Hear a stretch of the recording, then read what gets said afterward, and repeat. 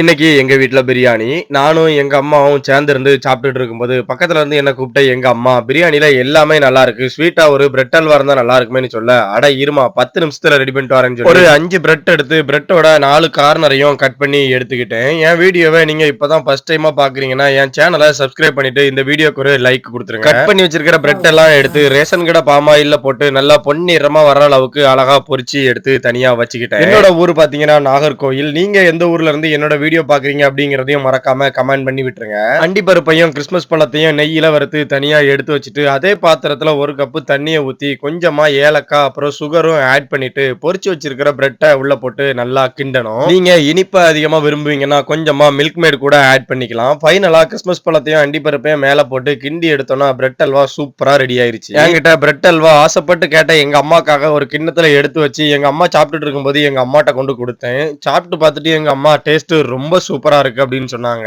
நானும் சரி ட்ரை பண்ணி பார்க்கலாம் அப்படின்னு சொல்லிட்டு கொஞ்சமா எடுத்து சாப்பிட்டேன். ஓவர் ஸ்வீட்னஸா இருந்துச்சு. சோ நீங்க வந்து சுகர் பேஷண்டா இருந்தீங்கன்னா இதை கொஞ்சம் அவாய்ட் பண்ணிருங்க. Love you all.